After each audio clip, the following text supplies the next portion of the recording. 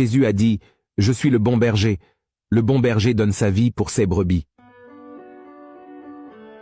Certaines personnes disent qu'il n'y a qu'un seul berger, Jésus-Christ. Et je suis d'accord avec l'idée que le Christ est notre grand berger, car il prend soin de nous, nous guide et nous protège. Il nous aime tellement qu'il a donné sa propre vie sur la croix pour nous sauver. Cependant, la Bible déclare que Jésus lui-même choisit des pasteurs pour prendre soin de ses brebis ici sur terre. Voyez ce qui est écrit dans le chapitre 4 de l'Épître aux Éphésiens. « Et il a donné les uns comme apôtres, les autres comme prophètes, les autres comme évangélistes, les autres comme pasteurs et docteurs, pour le perfectionnement des saints en vue de l'œuvre du ministère et de l'édification du corps de Christ. » Mais finalement, qu'est-ce qu'un pasteur fait? Dans la Bible, les fonctions du pasteur, de l'évêque et du presbytre sont très similaires. Le pasteur est quelqu'un qui enseigne aux autres à suivre la Bible, expliquant ce qu'elle signifie. Cela peut se faire à travers des prédications, des études bibliques ou des conversations personnelles. De plus, lorsque l'Église a besoin de leadership et d'orientation, le pasteur a la responsabilité de résoudre les problèmes et de promouvoir la paix et l'unité. Il a également l'autorité pour prendre soin de la vie spirituelle des membres de l'Église, en les conseillant, les corrigeant et les exhortant à travers les enseignements de la parole de Dieu. C'est pourquoi la Bible enseigne que nous devons traiter les pasteurs avec tout le respect, car le travail d'un pasteur est très important pour l'Église et n'est pas du tout facile. Alors, avant de critiquer, nous devons chercher à comprendre la situation et ne pas juger la personne, mais plutôt ses actions. Si vous êtes blessé ou en colère contre un pasteur, priez pour lui, et sachez que les pasteurs ainsi que d'autres leaders devront rendre compte à Dieu du travail qu'ils ont accompli. Malheureusement, il y a beaucoup de pasteurs et de leaders dans les églises qui donnent un piètre témoignage et nuisent à la croissance du royaume de Dieu. Ils sont appelés par Jésus des loups en peau de mouton, et c'est pourquoi nous devons être très attentifs à leurs attitudes. Dans la vidéo d'aujourd'hui, je vais vous montrer les 7 types de pasteurs que je n'admire pas. Le premier pasteur que je n'admire pas. Le pasteur qui exploite financièrement les brebis. Ce pasteur est très ambitieux et voit l'Église comme une entreprise lucrative. Il utilise son influence et ses techniques d'éloquence pour convertir les fidèles et leur extorquer de l'argent. Bien sûr, un pasteur doit demander des offrandes car l'Église est soutenue grâce à cela. Cela ne prend pas en compte les investissements réalisés dans les travaux missionnaires, l'aide aux plus nécessiteux, et ainsi de suite. Cependant, ces pasteurs mettent l'accent principalement sur l'argent. Ils utilisent des passages bibliques hors contexte pour dire que si vous ne donnez pas la dîme ou n'offrez pas à l'Église, vous volez Dieu et serez maudits. Ainsi, les brebis sont exploitées et se sentent obligées de donner même ce qu'elles n'ont pas. Jésus a dit « Nul ne peut servir 2 maîtres, car ou il haïra l'un et aimera l'autre, ou il s'attachera à l'un et méprisera l'autre. Vous ne pouvez servir Dieu et Mammon. » Le deuxième type de pasteur que je n'admire pas.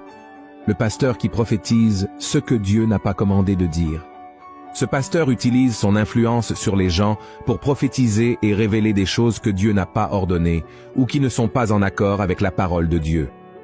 Pratiquement à chaque culte, des révélations se produisent, utilisées pour attirer des fidèles, les maintenir dans l'Église et créer une atmosphère de spiritualité dans le culte. Cependant, lorsque ces prophéties ne se réalisent pas, beaucoup réalisent qu'il y a quelque chose de mal dans l'Église. Cependant, personne ne se lève contre leur leader, car ils croient qu'il ne faut pas toucher aux oints du Seigneur. À cause de cela, beaucoup ont peur d'être rebelles.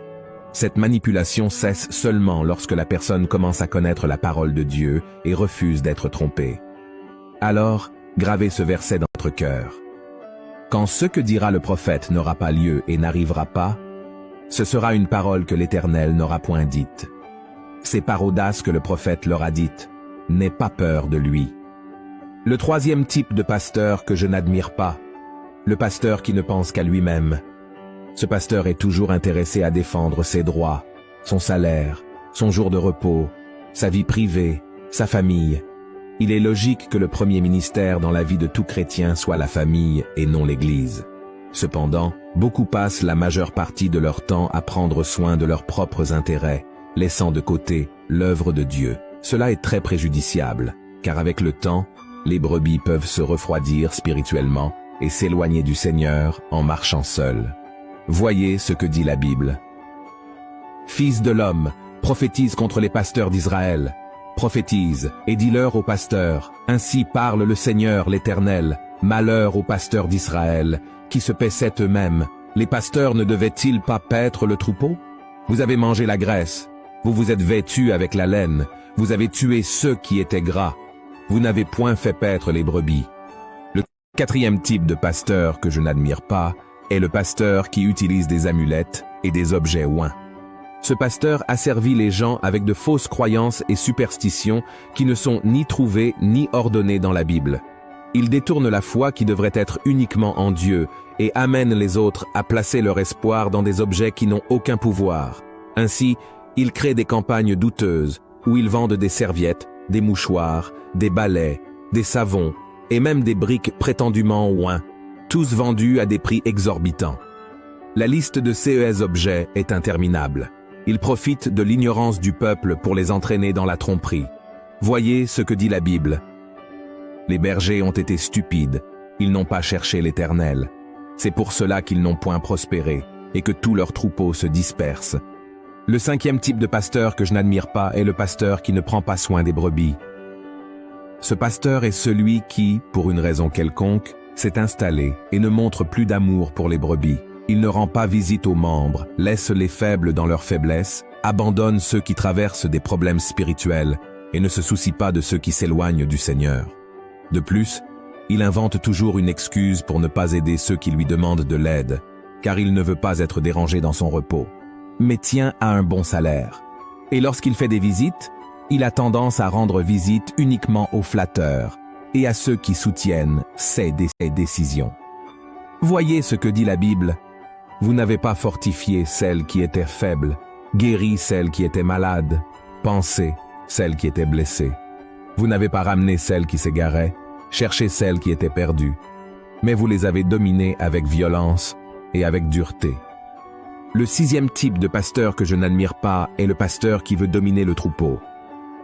Ce pasteur agit comme s'il était le propriétaire de l'Église et pense que tous sont obligés de suivre ses ordres. Il ne fait également aucun effort pour maintenir près de lui les membres qui pourraient menacer son autorité. Au contraire, il veut se débarrasser de ces personnes et fait tout pour les éloigner de l'Église. Voyez ce que dit la Bible. Paissez le troupeau de Dieu qui est sous votre garde, non par contrainte mais volontairement, selon Dieu, non pour un gain sordide, mais avec dévouement, non comme dominant sur ceux qui vous sont échus en partage, mais en étant les modèles du troupeau. Le septième type de pasteur que je n'admire pas est le pasteur qui cherche à plaire aux hommes plutôt qu'à Dieu. Ce pasteur ne se soucie pas de ce que Dieu veut, mais plutôt de ce que les hommes veulent. Il cherche la popularité et les éloges des fidèles. Ainsi, il prêche seulement les parties de la Bible qu'il considère acceptables.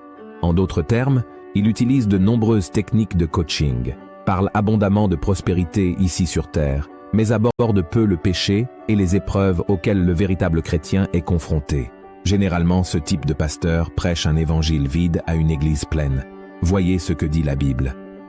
Car il viendra un temps où les hommes ne supporteront pas la saine doctrine, mais, ayant la démangeaison d'entendre des choses agréables, ils se donneront une foule de docteurs selon leurs propres désirs, détourneront l'oreille de la vérité et se tourneront vers les fables. Alors, voici les types de pasteurs que je n'admire pas. Je sais que personne n'est parfait, et comme je l'ai dit au début de cette vidéo, nous ne devrions pas juger les personnes, mais plutôt leurs actions. Malheureusement, l'image d'un pasteur est très ternie à cause de ces exemples de leaders que j'ai cités. Et pour beaucoup, être pasteur est devenu une profession. Mais ce que la Bible montre, c'est qu'il faut avoir un appel pour être pasteur. Tout le monde n'a pas cette vocation, mais ceux qui l'ont doivent développer leur don et l'utiliser pour le bien de l'Église. Dans la parole de Dieu, il existe quelques recommandations sur qui devrait être pasteur ou leader dans l'Église. Il ne devrait pas être nouveau dans la foi, car il a encore beaucoup à apprendre et pourrait devenir orgueilleux. Il doit également être un bon chrétien, c'est-à-dire que sa vie doit être un exemple de modération, de bon sens et de maîtrise de soi. Il doit également avoir une bonne réputation et aimer la Bible, comprendre ce qu'elle dit et s'y attacher à la vérité. Amen. Si vous avez aimé ce message, partagez-le avec vos amis et abonnez-vous à ma chaîne. Que Dieu vous bénisse.